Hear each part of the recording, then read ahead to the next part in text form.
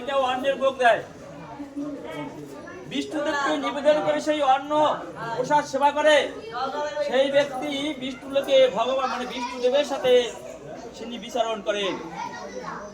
এখন আমরা বিষ্ণুলোকে যাব, কিন্তু আমরা কোনো প্রসাদ দেব না মন্দিরে, এটা কখনো ঠিক। প্রতিটি জায়গায় প্রত্যেক জায়গায় একটু খিচুড়ি প্রসাদও দিতে চায় না মানুষ, যে ভগবানকে প্রসাদ দেবেন না। আপনার আত্মীয় স্বজন যে খরচগুলা হয়, সেই খরচগুলা শুধু আত্মীয় সেবা হয়। আজকেও তো আমি একটা খরচ ছিলাম কিছু সময় আগে, সেইখানে আমি বলছি আপনারা এইখানে 40 জন লোক আত্মীয় স্বজনের সেবার জন্য আপনাদের নিযুক্ত আছে, কিন্তু ভগবানের সেবার জন্য 2 জন লোক আপনারা রাখতে পারলেন না। কিন্তু সমাজরা মাতুব্বরি করবেন আর বলবেন আমাদের কথা শুনতে হবে, গুরুদের কথা শুনবেন না। আমরা পড়ছি, আমরা হাট বাজার করছি, আমরা চলাচ্ছি, আমাদের কথা শুনতে হবে, তোমাদের কথা শুনবো। কিন্তু তোমরা কেন ভগবানকে ভোগ রাখ না করে তোমরা সেবা করে যাও? ভগবান তো আমাদের 1 নম্বর অতিথি, 1 নম্বর ব্যক্তি। একজন প্রধানমন্ত্রী আসলে তাদের প্রধান চেয়ারে বসান, তাদের ভালো সেবা দেন, ভালো খাবার দেন, আর তাদের যারা মানে কর্মী তাদের তো ওরকম শ্রদ্ধা করা হয় না। কিন্তু বৈষ্ণব হয়, বৈষ্ণবদের তো চেষ্টা, বৈষ্ণবদের তো প্রার্থনার ব্যক্তি, বৈষ্ণবদের পূজনীয় ব্যক্তি ভগবান। ভগবানকে সেবা যত্ন করবেন না, আর ভক্তদের আপনাদের আত্মীয় স্বজনদের সেবা দেন, এইটা কিরকম ধর্ম? আপনাদের কাছে আমি অনুরোধ জানাচ্ছি, আপনারা যা সেবা নেবেন সেই সেবাটা গোবিন্দকে আগে দিয়া তার প্রসাদ সেবা করবেন, অনুরোধ জানাচ্ছি। শাস্ত্রে বলা আছে বৈষ্ণবদের মানে বিষ্ণুদেবকে নিবেদন না করে যে প্রসাদ যে খাবার সেবা করা হয় সেটি হচ্ছে বিষ এবং সমতুল্য। শাস্ত্রে বলা আছে যে ব্যক্তি বিষ্ণুদেবকে নিবেদন না করে প্রমাদ বা আবশ্যবশত নিজের আত্মতৃপ্তির জন্য ভোজন করে, সেই ব্যক্তি কুকুরের বিষটা ভোজন করে পরবর্তী জন্মে শূকর হইয়া জন্ম নিতে হয়। আপনি শূকর হতে চান? তাহলে কেন এই ভগবানের প্রসাদ নিয়ে এত কথা, শুধু সমালোচনা? এখন আমি দাঁড়িয়ে বলবো, রাস্তায় দেখবেন এত কথা, শাস্ত্র বলবো, ধর্ম কথা বলবো, আপনি মেনে নেন, আপনার অপরাধগুলো আপনি স্বীকার করে নেন এবং বলেন যে যে কথাগুলো বলছে শাস্ত্রে আছে, ভালো কথা বলছে, আমরা পালন করতে পারি না। বলার অভ্যাসটা করুন একটু। দেখুন শাস্ত্রে বলেছেন যে ব্যক্তি বিষ্ণুদেবকে নিবেদন করে না, আত্মীয় স্বজন জ্ঞাতি গোত্র নিয়া আত্মতৃপ্তির জন্য যে অন্ন সেবা করেন, সেই ব্যক্তি অসীম কাল যাবৎ নরকে বিচারণ করে, নরকে বসবাস করে। আমাদের জানতে হবে ধর্মটা কি, এই ধর্মটা জেনে আমাদের কর্তব্য পালন করতে হবে। শাস্ত্রে বলা আছে পিতা মাতা গুরুজনে যে না করে পালন, ভূত ও জুনিতে সে করিবে বামুন। কজন বাবা মা সন্তানের কাছে শ্রদ্ধার সহিত দুটো অন্ন সেবা করতে পারতেছেন বলেন? নাতির ভালো খাট আছে, নাতি বউ ভালো মানে পোশাক আছে, পুত্রবধূ সোনা গয়না আছে, মানে নাতিনের বড় চড়াওয়ালা মোবাইল আছে, আর নাতির বড় মোটরসাইকেল আছে, কিন্তু একজন বৃদ্ধ পিতা একটু ছেঁড়া কাপড়ও ধোয়া নাই, পরিষ্কার নাই। পিতৃভক্তি কিরকম? একটু গুরুদেবদের নিয়ে আসে, সেই দিন একটু পা পূজা করে সবাই সামনে, সেও করে মানে দাবড়াই দাবড়াই গোসাইটা করায়। গোসাইরা কি কখনো অধর্ম করতে কাউকে বলে? আপনি বলুন।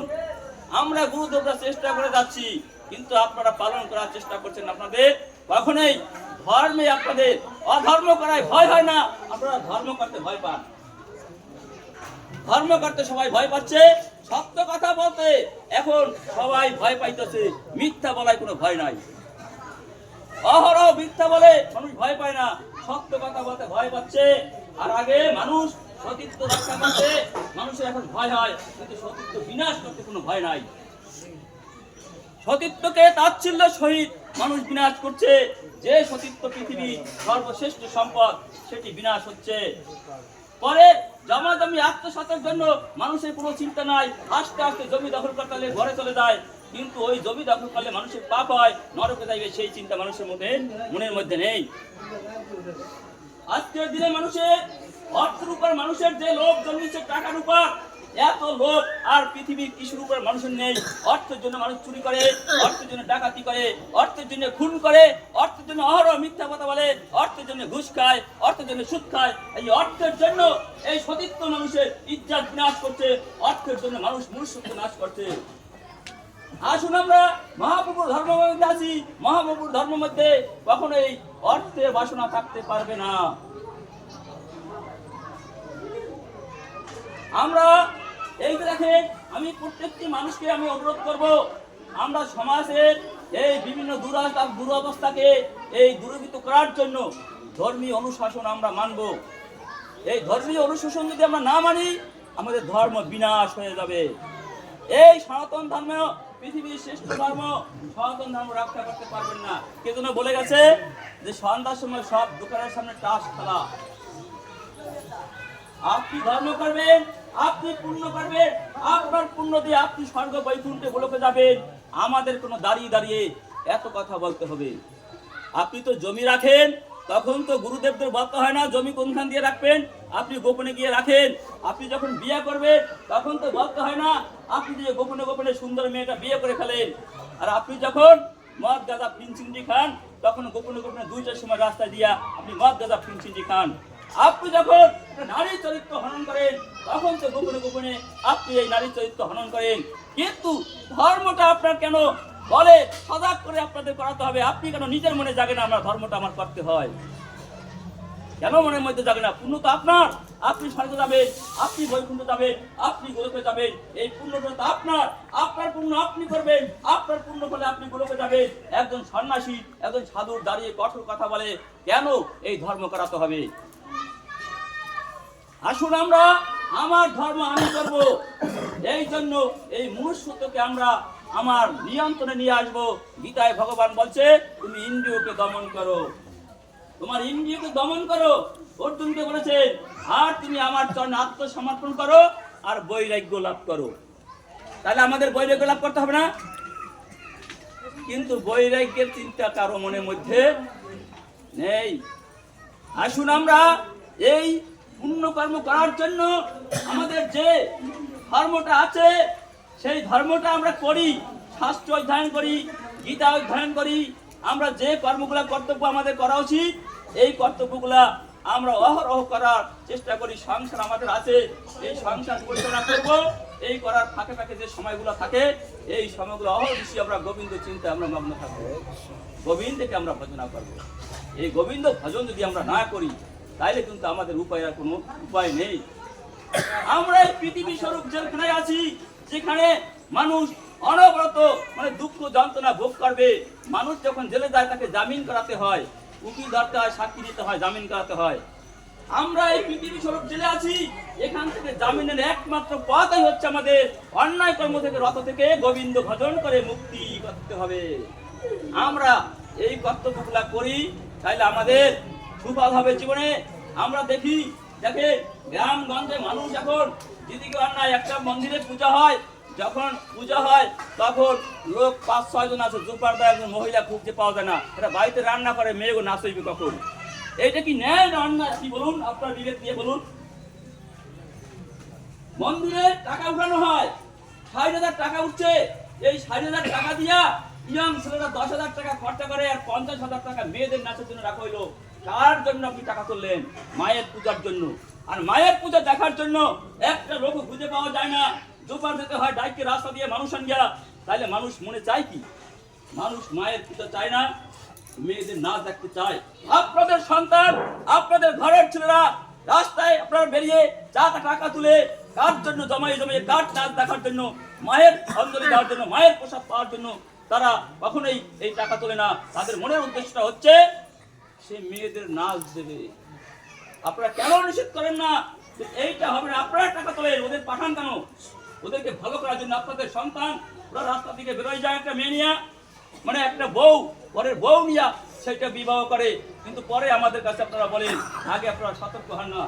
একটা ছেলে আপনাদের সমাজের মোবাইলে কয়েল কাটে, মোবাইলে কয়েল কেটে কটা পরিবার হাটে মনে ভিখারি হচ্ছে আপনি জানেন, আমি জানি। আপনার সন্তান রাস্তা 2টা অবধি রাস্তায় কি করে? আপনার দুঃখ হয় না, আমাদের দুঃখ হয়।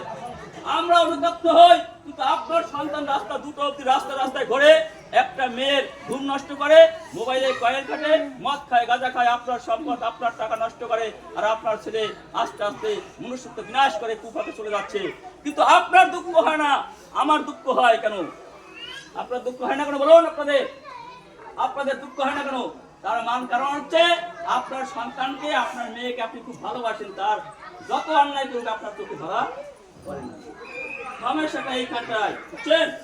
যত অন্যায় করুক, যার ছেলে মেয়ে, যদি আমার ছেলে মেয়ের মধ্যে ভালো আর ছেলে মেয়ে কোথাও নাই, আপনার ধরা পড়ছে না, আর তারা অনবরত অন্যায় করে যাচ্ছে।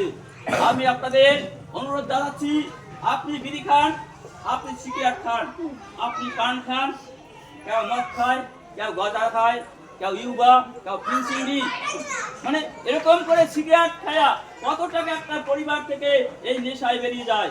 কিন্তু ভগবানের সামনে এখন বাতাসা সাজান, বুঝছেন? দুঃখ হয় মনের মধ্যে।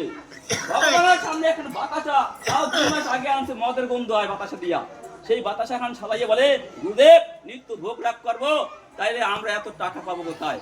তা তোমার যে বউর জন্য তুমি সোনা গয়না আনো, আর বউর জন্য পানের বিরিয়ানি যাও 2 বিরা, আর তোমার ছেলে যে ফিং চিন্ডি খায় আর মোটরসাইকেল তেল পুড় গিয়া কলের সামনে মেয়েদের রূপ দেখে, তখন এই পেট্রোলের টাকা কোথায় পায়?